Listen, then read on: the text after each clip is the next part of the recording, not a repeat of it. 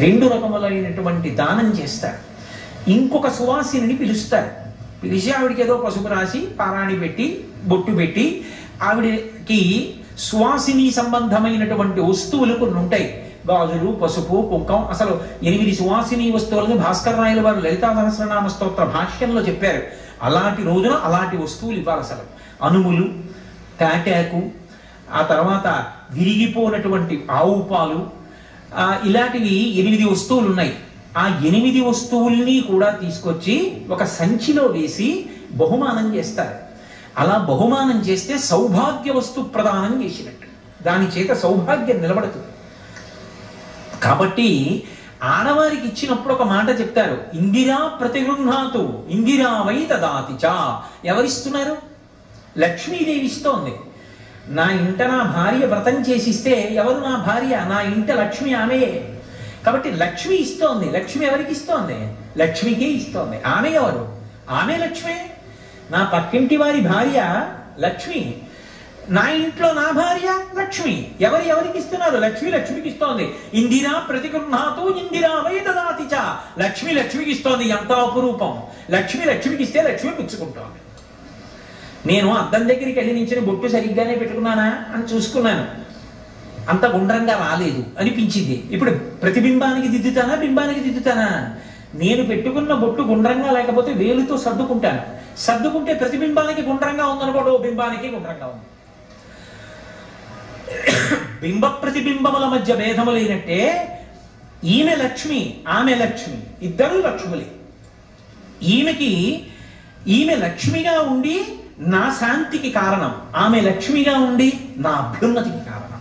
ఎలా అంటే, నేను ఇలా వీధిలోకి వచ్చాను, ఎదురింటి ఇల్లాలు బయటికి వచ్చింది.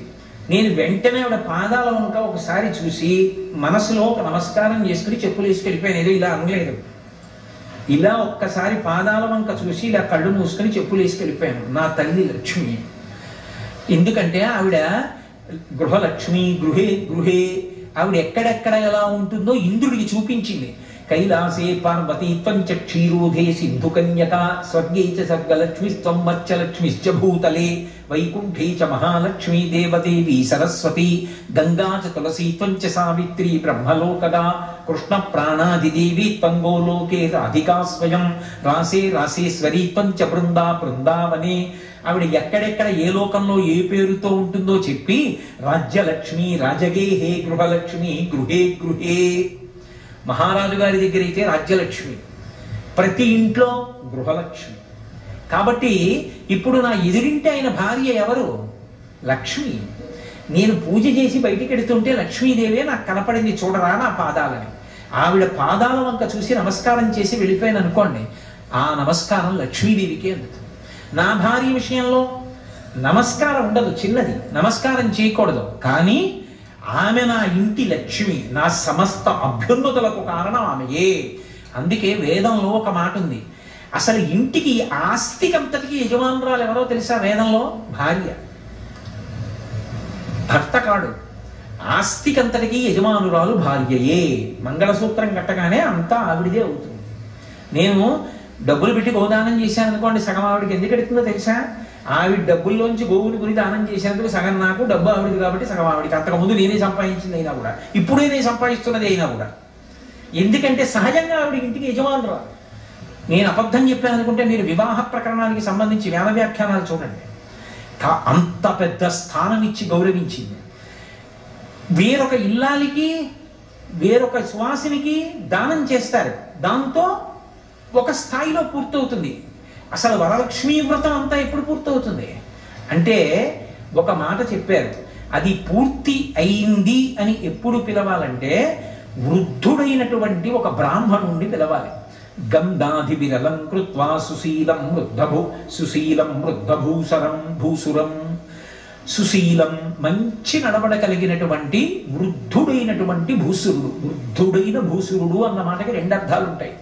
వృద్ధుడైన బ్రాహ్మణుడు అంటే శరీరమునందు వయసు చేత వృద్ధుడైన వాడు ఒక అర్థం. ఆయన వయసుతో నీకు సంబంధం లేదు, ఆయన జ్ఞానము చేత వృద్ధుడైనటువంటి వాడు. పిలిచి కూర్చోపెట్టి గంధాధి విరలం కృత్వా, చందనాన్ని తీయాలి. మన ఇంట సానా గంధపు చెక్క ఉండాలి. ఎందుకంటే ఏది పడితే అది చర్మానికి రాస్తే పొక్కుతుంది. చందనానికి ఆ ఇబ్బంది ఉండదు. నిజంగా తీసిన చందనం చల్లగా ఉంటుంది. చందనాన్ని అలంకారం చేస్తే వెంటనే అతిథి రూపంలో ఉన్నటువంటి విష్ణువు ప్రీతి చెందుతాడు. అది విష్ణువుకి సమర్పణం అయిపోతుంది. అందుకే ఎవరింటికన్నా భోజనానికి వెడితే ఇంట ఏం చేస్తారంటే భోజనం అవగానే చందన పాత్ర తీసుకొచ్చి అక్కడ పెడతారు. వాళ్ళు అలంకారం చేయరు, అక్కడ పెడతారు. పెడితే ఏం చేస్తారంటే చందనం తీసి చేయి కడుక్కుని కాళ్ళు కడుక్కుని వచ్చిన తరువాత ఆ చందన పాత్రలోంచి కొంచెం చందనం తీసి తల ఇలా పెట్టుకుంటారు. చందనం పెట్టేసుకున్నాడు అంటే భోజనం అయిపోయింది అని గుర్తు. చందనం పెట్టుకోవడానికి చందనం ఇస్తే ఆయన చందనాలంకృతుడైతే విష్ణువు చందనము చేత అలంకృతుడైపోతాడు. అది విష్ణు ప్రీతికి కారణమైపోతుంది. అందుకని ఇంట ఎవరైనా వస్తే వారికి పెట్టిన భోజనం దేనితో పూర్తవుతుంది అంటే చందనం ఇవ్వడంతో పూర్తవుతుంది. అందుకే మీరు ఎప్పుడైనా చూడండి, ఇంటికి ఎవరినైనా పిలిచారనుకోండి, మేము మీకు అన్నం పెడతామండి, మీరు అన్నం లేని వాళ్ళు కదండి, మా ఇంట్లో బూట్లు వేసుకుని తెల్లబట్టలు వేసుకుని కొంతమంది నించుంటారు, మీరు ఒక కంచం పెట్టుకుని అడుక్కు తినే వాళ్ళల్లా ఒక్కొక్కరి దగ్గరికి వెడితే ఓడు పప్పు, ఓడు కూర, ఓడు పచ్చడి వేస్తాడు. విందు 12 నుంచి 2 పనికి వస్తే అన్నం ఉండదు. అలా ఉండవు శుభలేఖలు. శుభలేఖలు భోజనం పెట్టడం అంటే కూర్చోబెట్టి వడ్డన చేస్తారు. మేము అన్నం పెడతామండి, అందరూ విందు ఇంకోటి అలా రాయరు. దేవతార్చన అంటారు. అప్పుడు ఏమిస్తావు? అన్నం, అన్నంలోకి పప్పు, లేకపోతే ఫలానా చోటు నుంచి కాజాలు తేవడము, ఇలా ఉండవు. అందులో మదర్పిత చందన తాంబూలాది సత్కారములను గ్రహించి ఈ 2 రాస్తారు. ఎందుకో తెలుసా?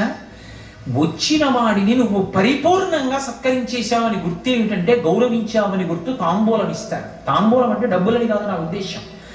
తమలపాకులు, వక్కలు, పళ్ళు పెట్టి ఇస్తే ఇంటికి వచ్చిన వాడిని పరిపూర్ణంగా గౌరవించినట్టు. అందుకే విరాట పర్వంలో కూడా ఉత్తరతో తాంబూలం ఇప్పిస్తాడు విరాట్ రాజు గారు అర్జునుడికి, గురువు గౌరవనీయుడు అని.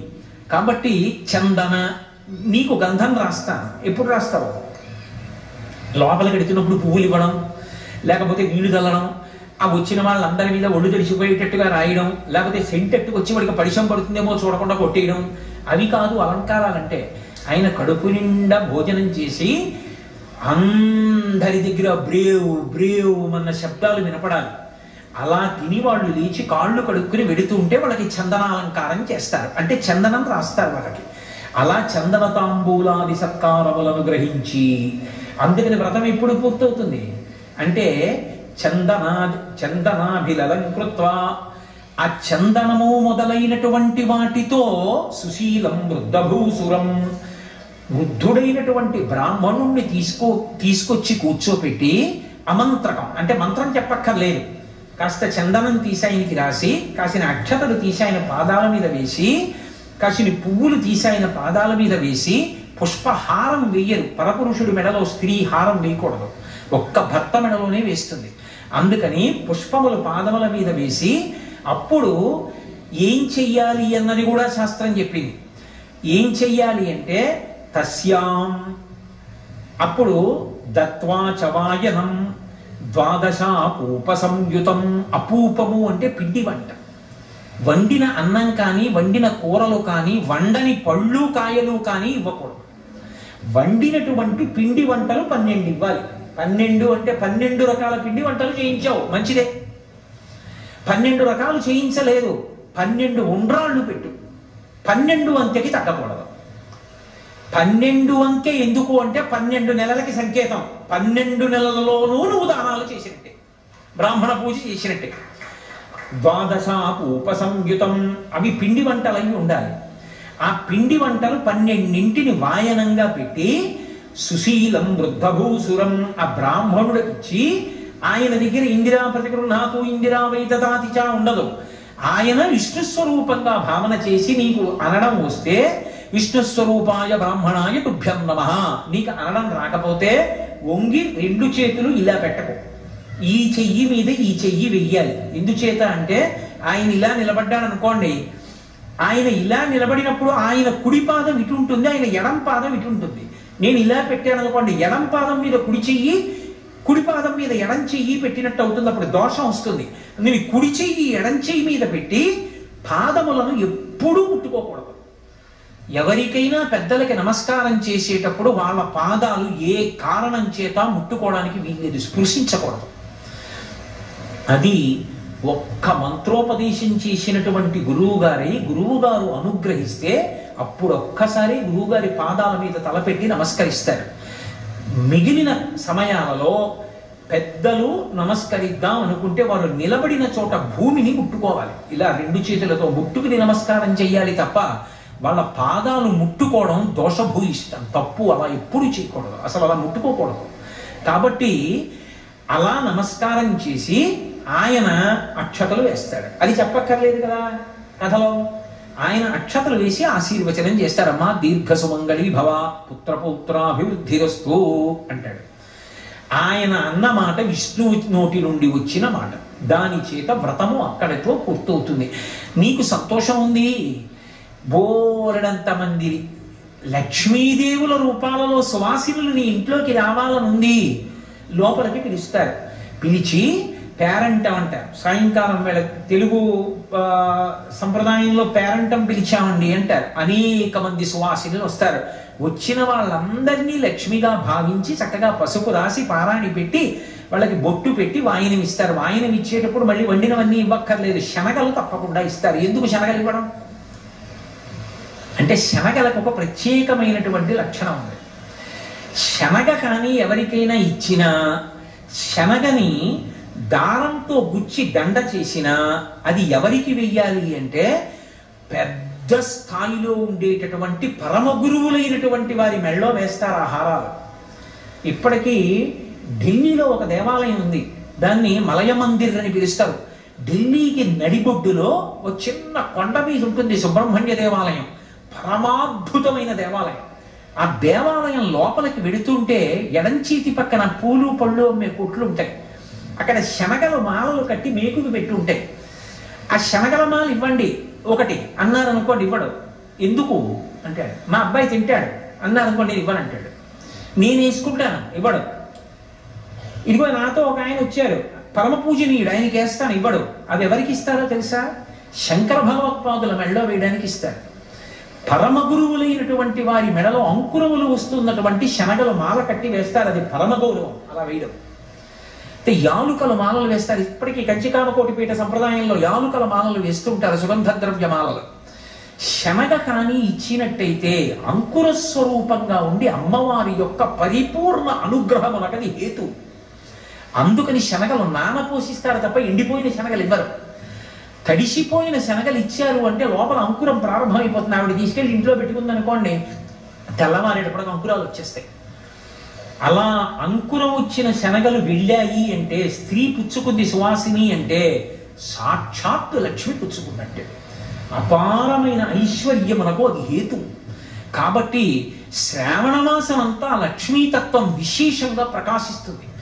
చిన్న చిన్న పనుల చేత లక్ష్మీదేవి యొక్క అనుగ్రహము పరిపూర్ణముగా కలిగేటటువంటి కాలం. కాబట్టి శనగలు తీసుకొచ్చి ఏదో అరటిపళ్ళు, తమలపాకులు, పోక చెక్కలు ఇవన్నీ పెట్టి ఒక్కలు పెట్టి తాంబూలంతో కలిపి వచ్చినటువంటి సువాసినులందరికీ ఇస్తారు.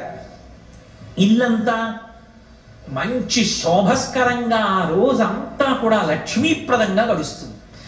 ఇది వరలక్ష్మీ వ్రతము యొక్క కల్పము అని లక్ష్మీదేవి చెప్పిందని పార్వతీదేవికి పరమేశ్వరుడు చెప్తే, శౌనకాది మహర్షులకు సూతుడు చెప్తే, వ్రతం చేసేటప్పుడు బ్రహ్మస్థానంలో ఉన్న బ్రాహ్మణుడు చెప్తే, వచ్చే ఏడాది బాగా చేసుకోవడానికి మీకు నేను చెప్పాను.